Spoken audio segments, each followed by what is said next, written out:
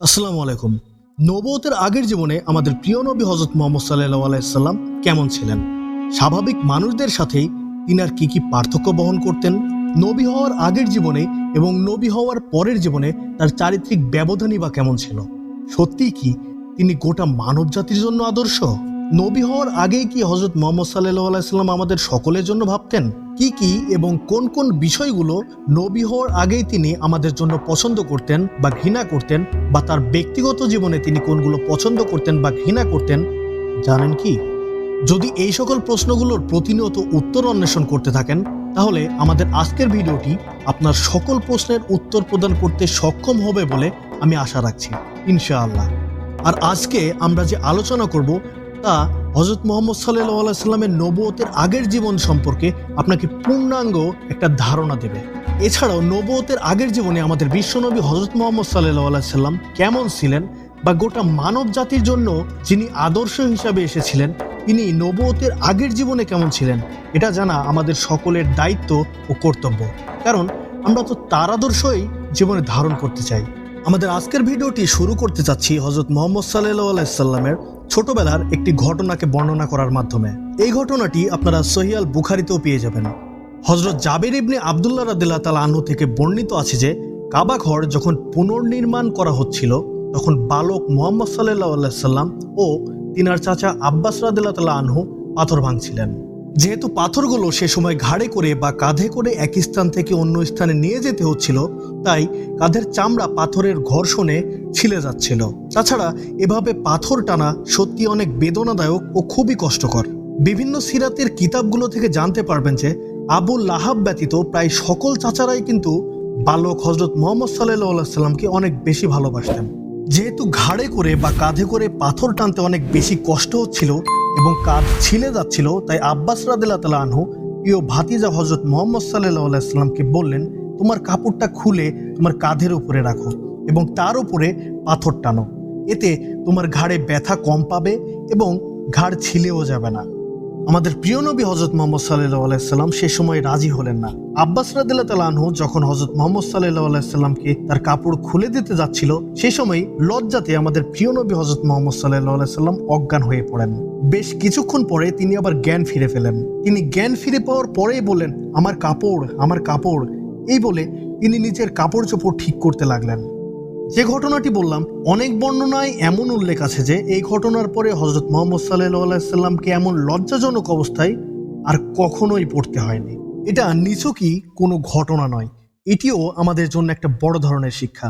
এই ঘটনা থেকে আমরা শিক্ষা অর্জন করতে পারি যে হযরত মুহাম্মদ সাল্লাল্লাহু আলাইহি সাল্লাম খুব ছোটবেলা থেকেই লাজুক ও সম্মানের ব্যাপারে খুবই সচেতন ছিলেন। 25 বছর, 30 বছর, এমনকি 40 বছরের পুরুষরাও এখন হাঁটুর উপরে কাপড় পরিধান করে এবং সেই অবস্থাতেই তারা রাস্তাঘাটে বের হয়। যেখানে আমাদের প্রিয় নবী সাল্লাল্লাহু আলাইহি সাল্লাম এতটা লাজুক প্রকৃতির ছিলেন, সেখানে আমরা তার উম্মত হয়ে নির্লজ্জের মতো রাস্তাতে এভাবে বের হই। এই ঘটনাটি আপনারা আরো বিস্তারিতভাবে জানতে পারবেন সহিহ আল বুখারীর বাবে বুনিয়াল কাবার প্রথম খণ্ডের 540 নম্বর পৃষ্ঠাতে।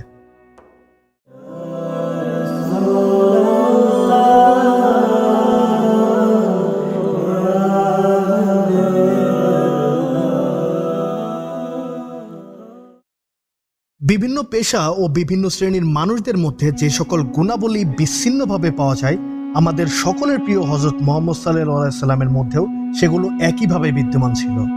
তবে তিনি ছিলেন সেগুলোর সর্বোত্তম এবং সুউচ্চ মিনার। ছোটবেলা থেকে তিনার চিন্তার পরিচ্ছন্নতা, বুদ্ধিতে পরিপক্কতা, পবিত্রতা, লজ্জাশীলতা ও ন্যায় বিচারের ব্যাপারে তিনি একেবারে আপোষহীন ছিলেন।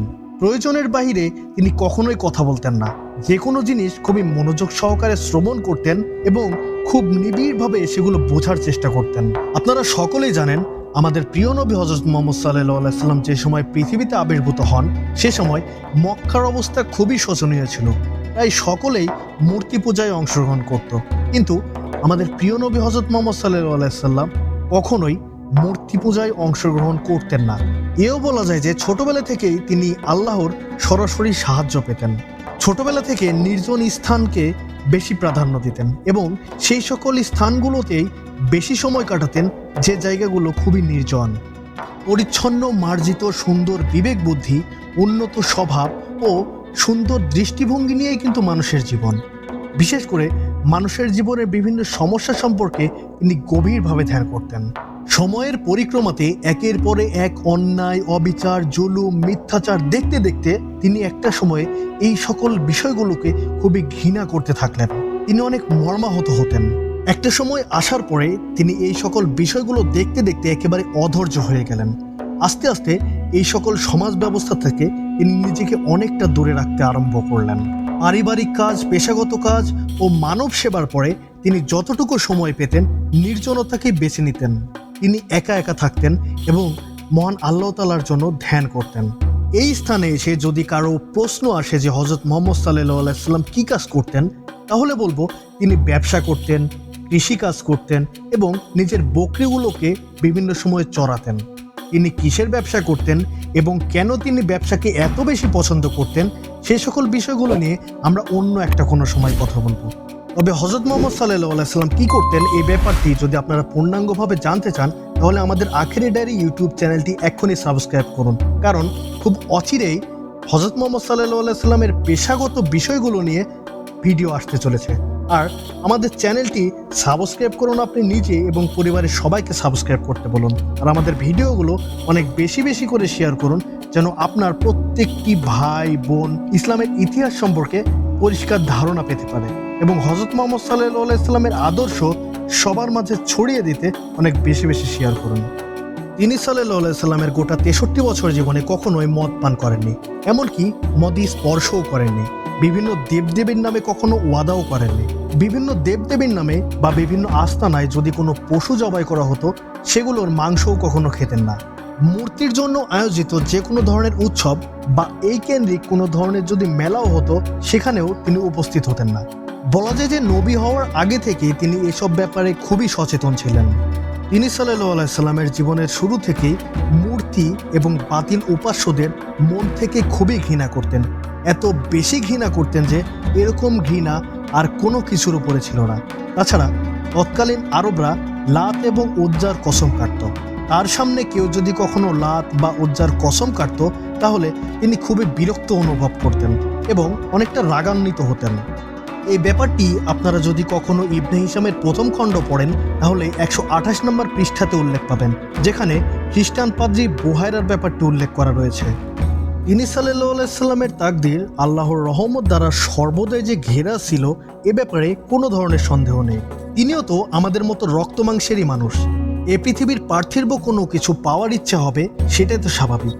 কিন্তু যখনই এমন হয়েছে বা বাতিল রেওয়াজের অনুসরণের জন্য মন ব্যাকুল হয়ে উঠেছে, তখনই নিজ দায়িত্বে মহান আল্লাহ তাআলা তিনি সাল্লাল্লাহু আলাইহি সাল্লামকে পাপ থেকে দূরে সরিয়ে রেখেছিলেন। এই ব্যাপারটি আরও ভালোভাবে বা পরিষ্কারভাবে জানতে হলে আমাদের একটি হাদিস জানতে হবে। ইবনে আশিরের এক বর্ণনায় রয়েছে, রাসূল সাল্লাল্লাহু আলাইহি সাল্লাম বলেছেন, জাহেলি যুগের লোকেরা যে সব কাজ করত, 2 বারের বেশি কখনোই সেসব কাজ করার ইচ্ছে আমার মনের মধ্যে হয়নি। তবে সেই 2টি কাজও আল্লাহর পক্ষ থেকে বাধা সৃষ্টি করা হয়েছিল। এরপর থেকেই এই সকল বাজে কাজ করার ইচ্ছা আমার কখনোই মনে জাগ্রত হয়নি। এই 2টি ঘটনা একই রকম। এই ঘটনা 2টি এখন আপনাদের মাঝে বর্ণনা করব। একবার মক্কার উপকণ্ঠে যে বালকটি আমার সঙ্গে বকরি চড়াতো, একদিন তাকে বললাম, তুমি যদি আমার বকরিগুলোর দিকে লক্ষ্য রাখতে, তবে আমি মক্কায় গিয়ে অন্যান্য যুবকদের মতো রাত্রিকালীন গল্পগুজবের আসরে অংশ নিতাম। সেই রাখালটি রাজি হলো। এরপর আমি মক্কার দিকে রওনা দিলাম। প্রথম ঘরের কাছে যেতেই অনুষ্ঠানের বাজনার আওয়াজ শুনতে পেলাম।